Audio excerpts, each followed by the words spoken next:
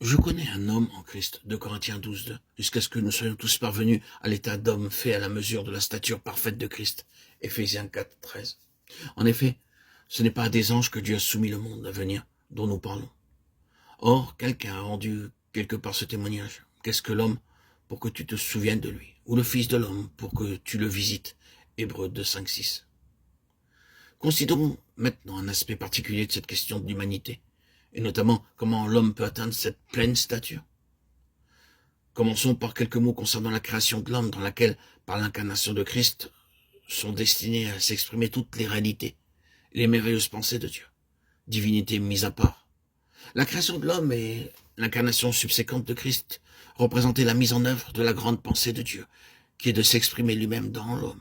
C'est une chose merveilleuse de penser que Dieu choisissait de créer une sorte de créature étrange appelée l'homme, introduisant quelque chose qui s'est appelé l'humanité, afin que, par ce moyen, il puisse révéler à tout l'univers ses propres pensées pour l'instruire. La connaissance de ce qu'est l'homme est encore à un stade très imparfait, malgré tout le temps depuis lequel cet homme est sur la terre.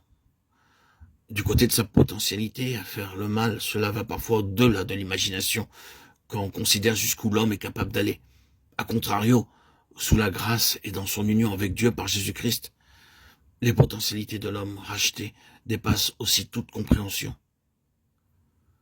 C'était cette destinée incommensurable de l'homme en Christ qui épuisait tous les superlatifs du langage de l'apôtre Paul. Considérons certaines disciplines scientifiques de l'homme. Je ne vais pas leur donner leur nom scientifique, vous pouvez citer ces noms vous-même si vous le désirez. Mais ici, citons seulement 5 aspects dans le domaine des sciences de l'homme. Il y a premièrement ceux qui traitent des fonctions et des phénomènes liés à son être physique, la chose avec laquelle les médecins et les chirurgiens du monde entier sont confrontés. Après tous ces siècles d'existence de l'homme sur la Terre, ils découvrent qu'il y a encore de nouvelles et complexes complications en profondeur et les difficultés qui vont bien au-delà de la possibilité. De nouveaux faits surviennent toujours dans le corps physique, causant un souci considérable, augmentant leur perplexité, même pour ceux qui connaissent bien le sujet, comme certains disent, avec toute cette connaissance, ils doivent bien le connaître, le sujet. Les noms donnés aux maladies, aux divers dysfonctionnements s'accumulent et sont très significatifs. Dans le domaine du corps humain, il y a encore après tout ce temps, malgré toutes ces études, les recherches et la connaissance, une profondeur insoupçonnable. Cela va bien au-delà de la capacité des experts. Ils sont ainsi souvent arrêtés, perdus face à un problème. Et les questions de reconstruire entièrement ce corps humain, cette vie physique, et de la perfectionner. Mais c'est bien loin de pouvoir être jamais réalisé. Cela tombe en panne, jusqu'en ils pensaient pouvoir y parvenir. Deuxièmement, il y a la science de l'esprit humain, très développée au cours de ces dernières années. C'est un nouveau concept, un nouveau monde, et beaucoup se consacrent intégralement à son étude, à son exploration. Oh, c'est un monde merveilleux, ce royaume de l'esprit humain. Il est sondé, analysé, étudié. Vous savez bien que ce domaine de l'esprit humain est encore bien loin d'être saisi par les experts. Il défie encore les meilleurs efforts pour résoudre les problèmes posés et pour le faire bien fonctionner. Ensuite, il y a un troisième domaine, celui des relations humaines. Des êtres humains vivant ensemble, que ce soit entre deux personnes, des communautés ou des nations. C'est ce qui est appelé la société ou les relations humaines. C'est encore un département d'études et d'enquête qui requiert un dur labeur à plein temps, des vies entières occupées et un nombre considérable de gens. C'est un monde si complexe. Vous le savez bien, ne serait-ce que quand cela concerne seulement 2 personnes. Alors, quand vous avez affaire à un plus grand nombre, vous comprenez mieux quel fardeau Paul avait.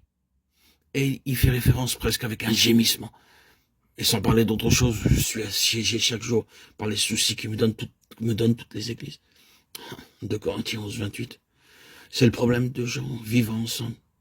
Et comme je l'ai dit, quand vous transposez au niveau des nations, le problème des relations humaines, c'est une chose colossale. Cela a usé beaucoup de nos plus grands hommes d'État en essayant de résoudre ce problème pour obtenir des gens et des nations, des progrès dans le domaine de l'amitié, des bonnes relations.